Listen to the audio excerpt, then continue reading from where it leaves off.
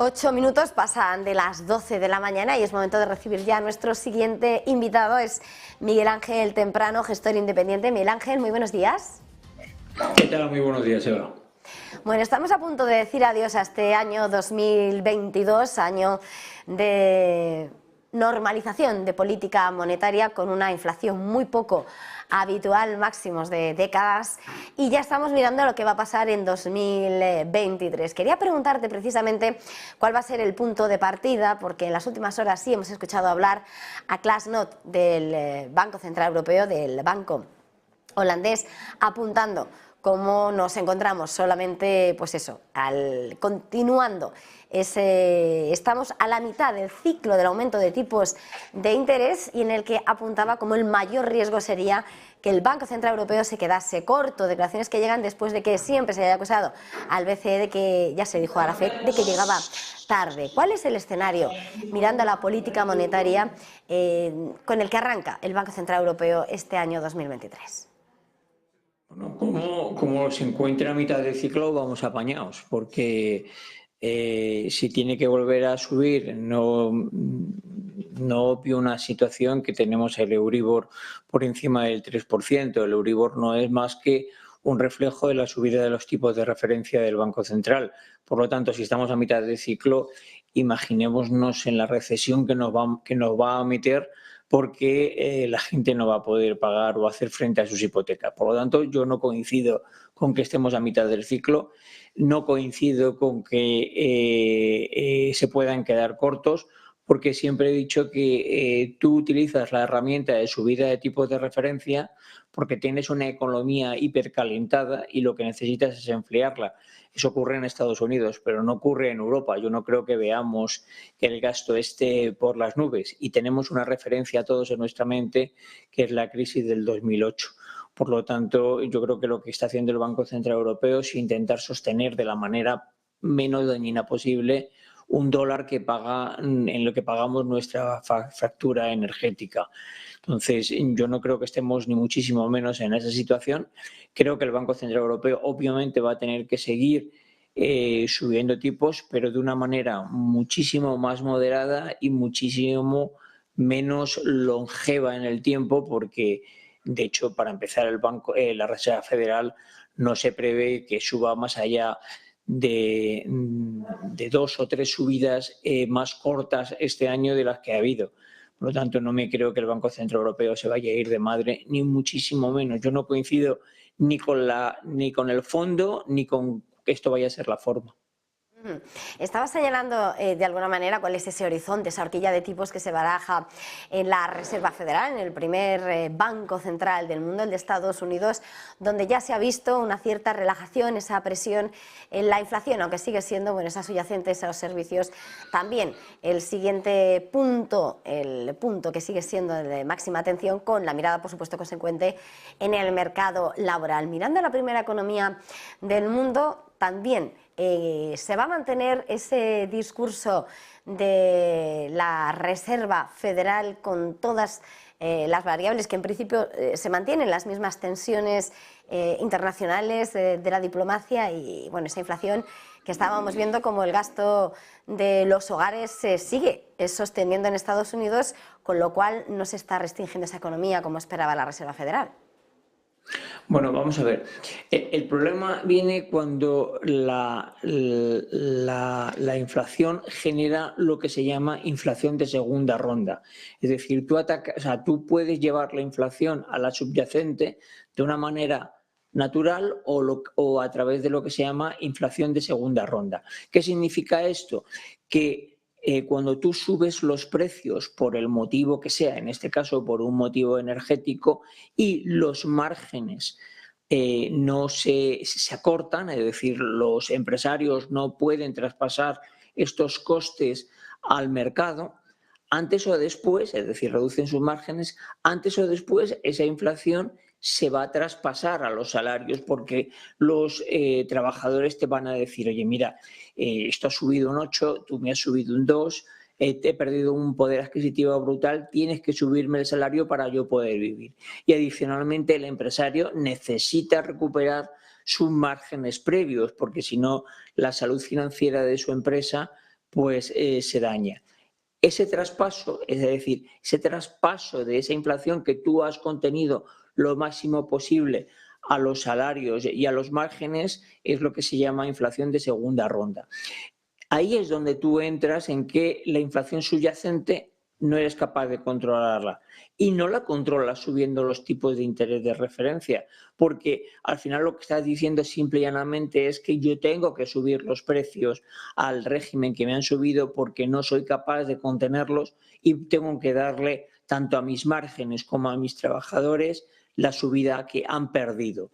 Entonces, no vale, es decir, la inflación de subyacente a través de la inflación de segunda ronda se va a crear necesariamente y da igual lo que haga el Banco Central americano, es decir, la Reserva Federal, porque no puede hacerlo y ellos lo saben. Es decir, tú has contenido lo que has podido sacrificando una parte, que todavía por suerte para ellos no se ha llevado a cabo, sacrificando una parte del empleo, pero vas a seguir teniendo ese problema, te guste o te disguste. Mirando a lo que es 2023, ineludiblemente queda una de las grandes preocupaciones sigue girando en torno a esa crisis energética que se desataba una vez que tratábamos de cortar esos lazos con Rusia, sobre todo en la vieja Europa. Estamos viendo como en estas últimas semanas, y pese a lo que pasaba a principios de diciembre con la ola de frío, el tiempo nos ayuda, pero simplemente parece que quedamos a merced de medidas fuera de nuestro alcance, como es la evolución del propio tiempo que alivia las presiones energéticas. En este contexto, donde no dejamos de ver cómo los flujos internacionales se mueven en respuesta a esas sanciones internacionales y en los que Europa trata de buscarse nuevos suministradores y nuevas fuentes propias de energía, ¿cree que va a seguir, por lo tanto, siendo un gran condicionante para el despegue económico esa crisis energética o se podrá adelantar? Vamos a ver, el problema de la crisis energética, y no quiero acabar hoy sin hablar de una cosa muy importante, que es el problema del COVID en China, que nos va a afectar de una manera crítica, ¿eh? Pero el problema de la crisis energética es que, para nuestra suerte, en el escenario ha entrado un nuevo actor, que son los iraníes. Para que veamos el tema del tema geopolítico, al entrar los iraníes en juego, que son los principales enemigos de los saudíes, está permitiendo de que los saudíes se avengan a no seguir las recomendaciones o lo que quiere hacer Rusia, que es reducir la producción con el propósito de elevar los precios del petróleo, donde el Texas no baje de $90 el barril, que ahora se encuentra bastante lejos de esa situación. Eso, obviamente, con un barril entre 70 y 80 yo creo que debemos de convivir de una manera bastante buena y que nuestra economía no se debería de resentir demasiado. Ahora bien, ¿qué ventaja estamos teniendo? Bueno, que normalmente, en este caso España tiene sus reservas de gas hasta arriba, porque lo que nos está ayudando es el tiempo. Nos interesa a todos un invierno suave, porque eso nos va a permitir que nuestra dependencia de nuestro gran problema, que es el gas, sea menor. Y permíteme que haga un inciso sobre esto de un tema muy preocupante, que es el COVID en China. Ese puede ser el principal problema de nuestras economías, al menos en el primer trimestre, sino en el primer semestre.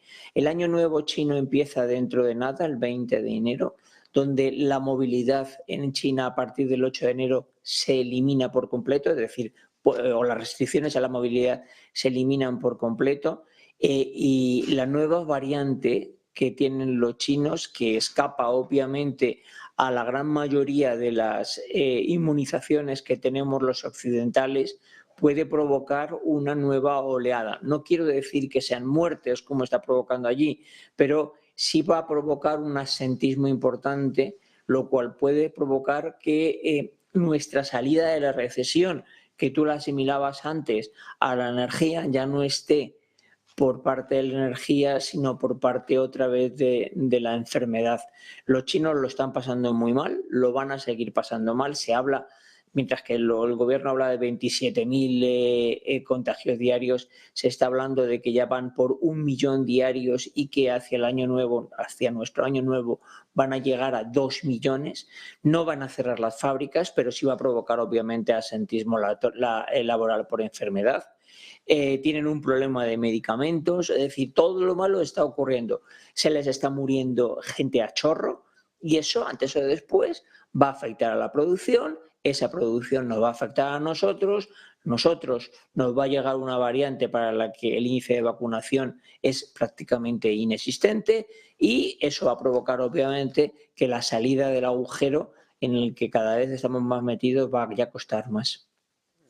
Pues sí, efectivamente, era mi siguiente cuestión preguntarte sobre esa situación y más queriendo contar con tu visión sobre esa dimensión del coronavirus en un momento en el que se levantan las restricciones el 8 de enero, como apuntabas, y de hecho, bueno, aparte de que sus cifras son como siempre son, un poco sesgadas Falsas. con esa visión de Pekín, efectivamente, pues ya solamente van a ofrecerlas una vez al mes. Y entre tanto, evidentemente la Organización Mundial de la Salud, que pensaba rebajar y ya eliminar esa cuestión de la pandemia para este año, esa situación pone en jaque lo que es la evolución de la pandemia, porque si, aunque sea una nueva variante y como señalabas, no responde esa nueva variante a la inmunización que ya tenemos, esa reapertura de fronteras puede suponer de nuevo un nuevo varapalo, esa recuperación, como estabas apuntando. Vamos a entrar en un pequeño detalle científico, pero muy suave para que todo el mundo lo entienda.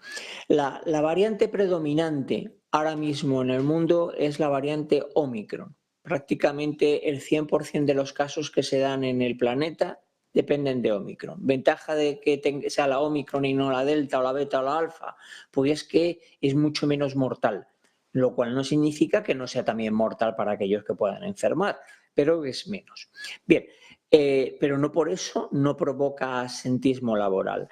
Ahora mismo la cuarta dosis en España, que se está poniendo a prácticamente nadie, es la subvariante, es decir, en el linaje para que todo el mundo lo entienda, son como los árboles genéticos que vemos de nuestros ancestros. Bueno, pues el linaje que incluye a la variante BA4 y BA5 predominante en prácticamente todos los casos en Occidente, es lo que cubre la vacuna la nueva vacuna, la cuarta dosis, que insisto, no se está poniendo prácticamente nadie, ¿de acuerdo?